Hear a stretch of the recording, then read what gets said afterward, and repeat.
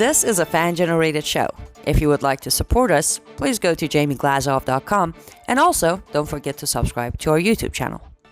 And make sure to order Jamie Glazov's new critically acclaimed jihadist psychopath, how he is charming, seducing, and devouring us. All your support is greatly appreciated. Who's trying to wreck the U.S.-Saudi relationship? Well, the Wahhabi establishment and plenty of senior Saudi princes do not want MBS to succeed and will do pretty much anything to make him and us fail at efforts to modernize and engage with the Saudi kingdom. Hello, this is Clare Lopez with the Jamie Glazov Moment. A blog posting this morning by the ever-insightful Stephen Bryan got me thinking about the jihad attack at the Pensacola Naval Air Station this past Friday, December 6th, 2019. The key line that really got my attention was this one towards the end, where Stephen Bryan writes, quote, "But no matter what U.S. law enforcement concludes, the real issue is not only Pensacola, but what is happening inside Saudi Arabia, where it is very likely that ISIS, Al-Qaeda, or the Wahhabi clerics are conspiring against the regime." End quote. So first, what we know. Early on the morning of Friday, December the 6th, 2019, a Saudi Arabian Air Force officer, 21-year-old Second Lieutenant Mohammed Saeed al-Shamrani, opened fire with a semi-automatic handgun on military students at the Naval Air Station in Pensacola, Florida, killing 3 and injuring 8 others.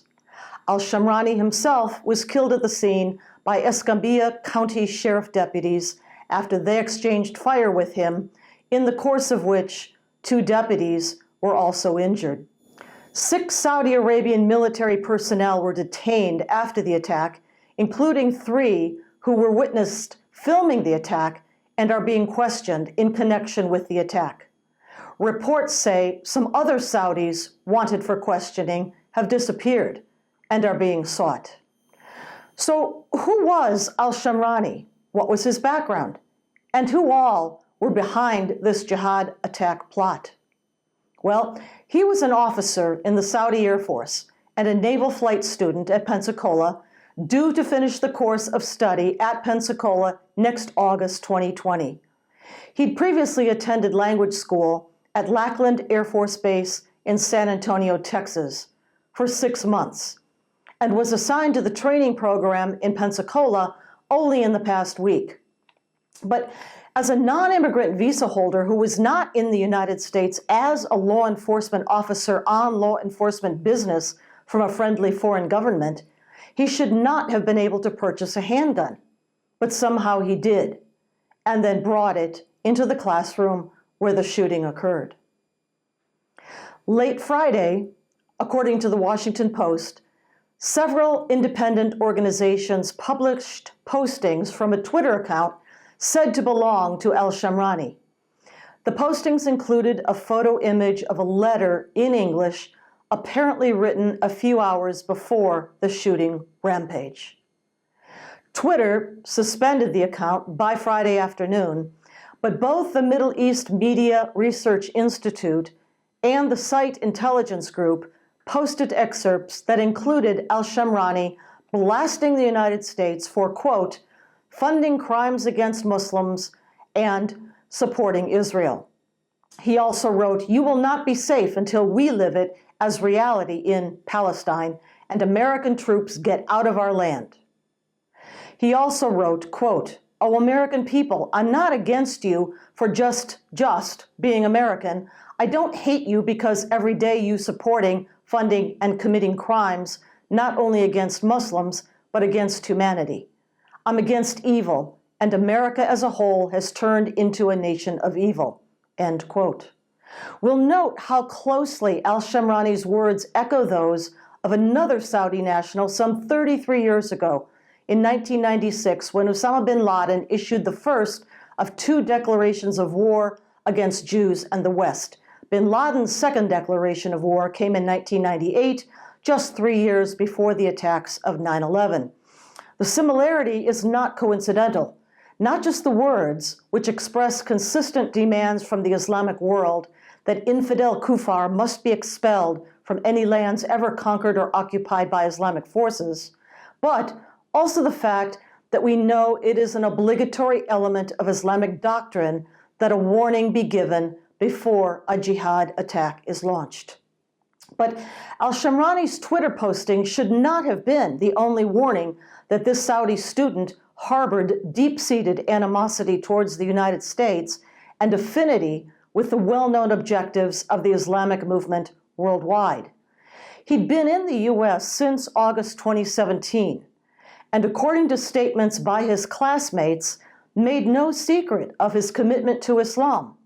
He shopped at a Pensacola halal meat shop, and according to statements from some of those classmates, the night before the attack, al-Shamrani had a party at his house where he and classmates watched videos of mass killings. But it would appear that none of them thought this was either out of character for al-Shamrani or alarming enough to report on an urgent basis before the shooting. That alone should ring alarm bells for investigators now. What this tells us is that al-Shamrani slipped through numerous checkpoints where his jihadist sympathies should have been caught. When he joined the Saudi Air Force, when he was accepted for the prestigious flight training program at Pensacola, when he applied for and received a U.S. visa at a consulate in Saudi Arabia, during the 2 years he spent in the U.S. under the supposed supervision of U.S. military teachers and trainers. So why weren't they? One reason, I think, has to do with what many of us call the Great Purge within the U.S. government that literally purged all accurate information, training, and vocabulary that would allow our diplomatic, intelligence, and military officers to adequately vet someone like al-Shamrani, coming from a background and a place known to harbor and inculcate jihadist worldviews. That purge began a long time ago, but to our great detriment, still has not even begun to be reversed under the Trump administration, despite our president's commitment to what he called extreme vetting during the 2016 campaign for any intending immigrant or visitor coming from a country of concern. But now, a bit of my own analysis, even as we do not yet know all the facts surrounding this attack. Within Saudi Arabia, and largely out of sight to most of us, life and death battles are going on. Not only has Riyadh been contending with al-Qaeda in the Arabian Peninsula, AQAP, the Iranian regime, and the Islamic State, all of which seek the destruction of the Saudi government and House of Saud, but since the rise to power of the young Crown Prince Mohammed bin Salman, or MBS, as he's called, those many more senior princes, as well as the Wahhabi clerical establishment he's cracked down on so hard, all want him dead, literally. They also want to put a spike in the burgeoning U.S.-Saudi relationship that's developed under the Trump administration. It's my opinion, and that of a few others more wise than myself, that the Khashoggi killing back in Istanbul, Turkey, in October 2018, was the first attempt by these dark forces to frame MBS and destroy both MBS and the U.S.-Saudi relationship, and that this jihadi attack at Pensacola may well be that second attempt. Both King Salman and MBS called President Trump to express their condolences, and Saudi Arabia's Ministry of Foreign Affairs issued a statement declaring its, quote, deep distress over the incident and pledging to, quote, provide full support to the U.S. authorities to investigate the circumstances of this crime, end quote. We need to follow all information in this case, wherever it may lead, and not jump to automatic or hasty and obvious conclusions. The U.S.-Saudi relationship is worth preserving and developing. MBS is by no means perfect, but is someone I think we can and should be working with, perhaps for many years to come.